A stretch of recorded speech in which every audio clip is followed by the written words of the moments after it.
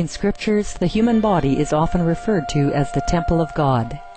Yet, it is quite an uncommon privilege for any soul to attain this sacred abode that houses the divine, as it is truly a blessing to be reborn as a human being. On several occasions, Supreme Master Ching Hai has spoken about the rarity of this phenomenon.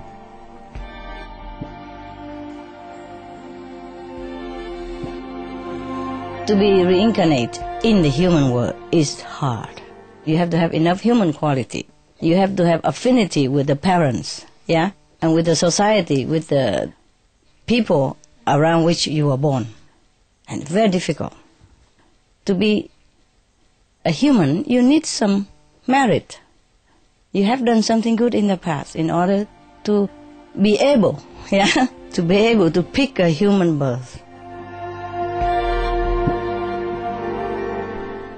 As a living temple of God, the human body is fully equipped with miraculous wonders that can be awakened in those who are spiritually conscious and have complete faith in the Creator of all life.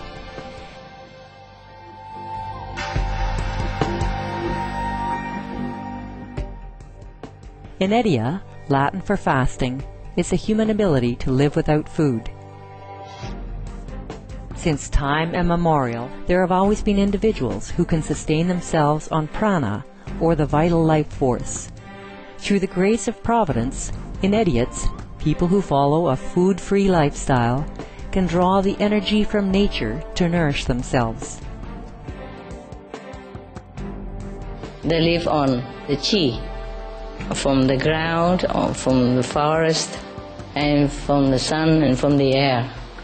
They make use of all that. Or they live on love, on faith alone.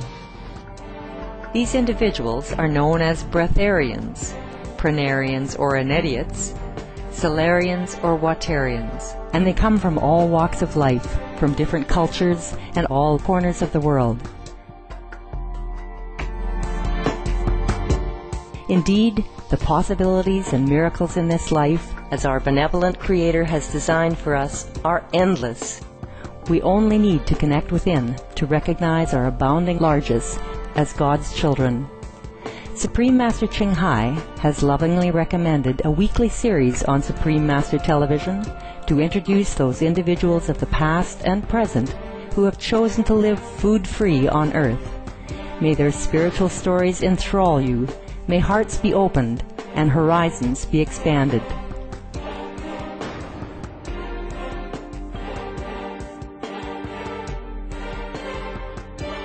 We now invite you to join us for Part 4 of our 4-part program entitled Eliot Ben Yisrael, Bretarianism for a Working Person, on Between Master and Disciples. This program discusses the possibility of breatharianism, or living without eating food, and is not a full instruction. For your safety, please do not attempt to cease eating without proper expert guidance.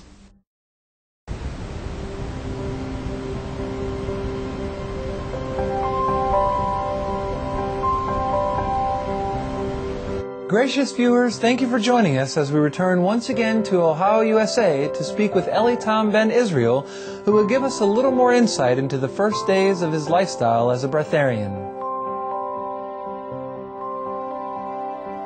Did you ever feel the need to talk to someone about what you were doing?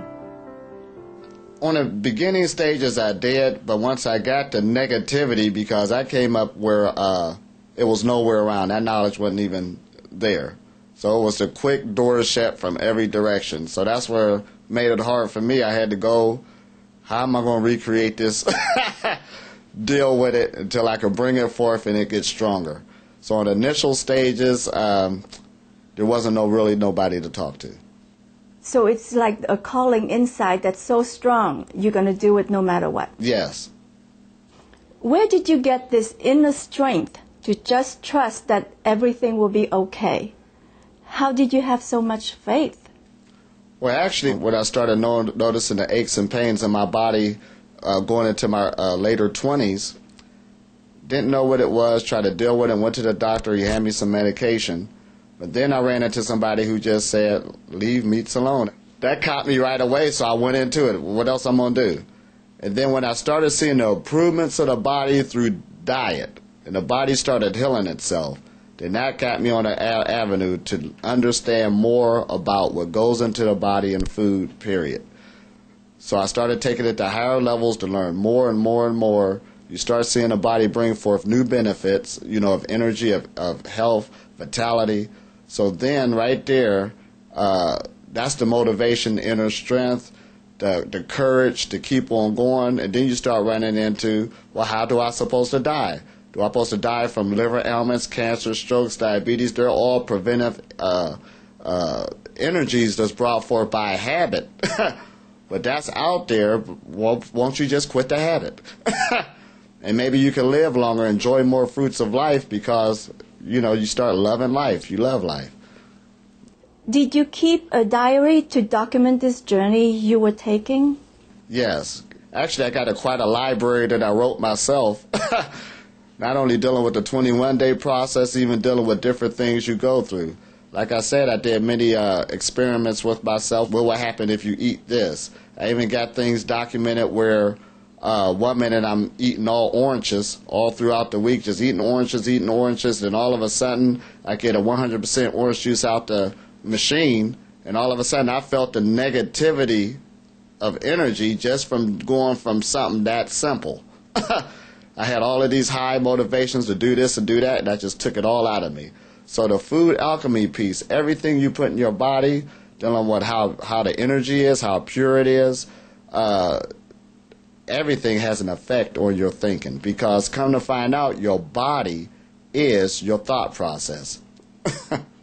Once you had reached the 21 day, what was that like? Did you celebrate? Did you do anything different? How were you feeling? Well, actually, I was happy that I got through it. But the main thing, I was still in awe that the body was still running around. As someone who had been through all the initial trials and challenges of becoming food-free, Eliot has some helpful tips for those who have a busy lifestyle. Do you have any recommendations for someone who is interested in becoming a breatharian but still have a job or family? What do you suggest? Well, and that recommendation right there is basically dealing with myself on a challenge I took on having a family and having a job. You want to take it more slowly instead of just going all the way out, not eating and drinking, and this is going to happen. That's what I start recommending, the different diet changes. That's very important because if you're already overweight and stuff like that, I don't know if that got something to do with it, but at the same time, you do want to start strengthening the body. The more and more it becomes healthier, the more and more chi it has. The higher the diet, the more chi you have. So what you want to do is just start gaining your energy. That's the best recommendation I could give. And also putting your body in the cycle where you're at least fasting once a week. I do recommend that. So the body could get used to over a period of time and it gets stronger. And it'll grab that other percentage. And I guess that's what I want to bring up too. Say if I got a plate of food in my hand. You got the potatoes right here, the corn right here, and something else right here, and you're about to eat it. But at the same time, I said earlier, everybody's a breatharian because you would die without breathing before you would without food or without water. Breath is doing something for your overall makeup just to move right off the rip. So on this plate of food, you already have a space there of dealing with chi because that's what you're living off of. As time goes on, you're removing something off the plate, like say a little bit of the corn. More chi is coming on that plate over a period of time. Then you're moving some of the potatoes. Again, more chi is coming on that plate. You follow me? The more and more you start moving food off the plate, the more the other energy, which is food, is just more subtle. It's coming on, filling up the plate for you to live off of. But as it goes, everybody is already living off of chi. Chi motivates or moves nature, and you are a representative or a duplicate or microcosm of nature. Same thing, got the 4 elements in the body and everything. So the chi is the main function, and all you're doing is just bringing more in or allowing. It's not a forced thing at all. You're allowing more chi to come into the body so the body can function naturally like it was designed to do.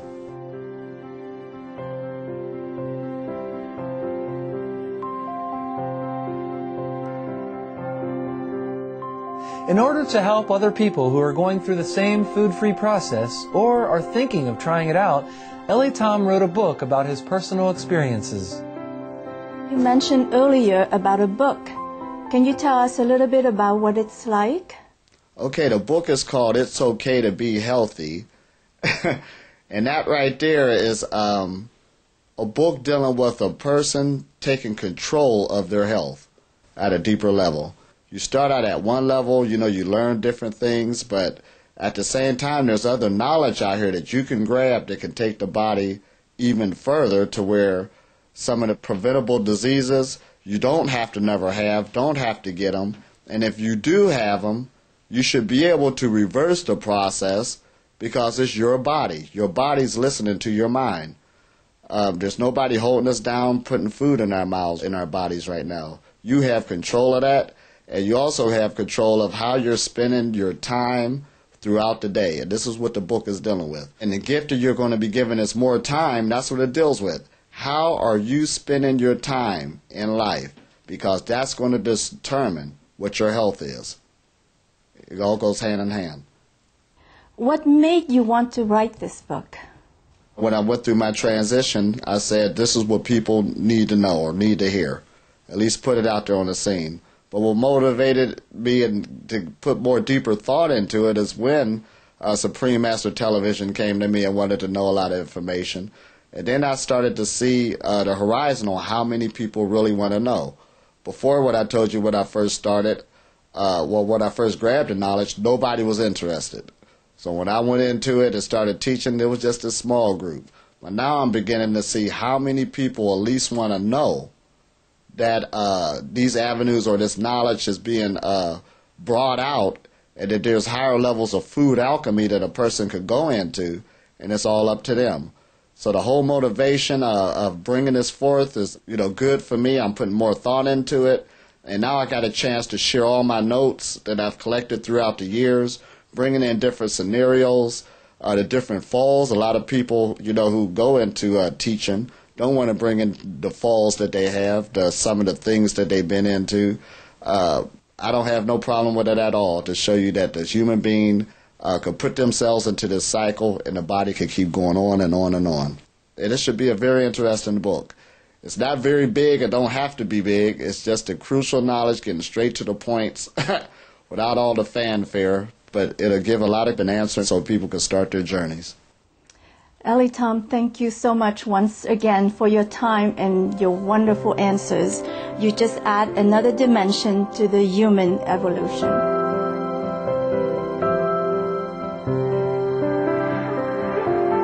We appreciate your magnanimous company for today's episode of Between Master and Disciples. Please stay tuned to Supreme Master Television for good people, good works, coming up next after Noteworthy News. Wishing you much love and kindness every day. To contact Eliot Ben Yisrael about his breatharian lifestyle, please email eliotben11969@hotmail.com. Literature on living food free.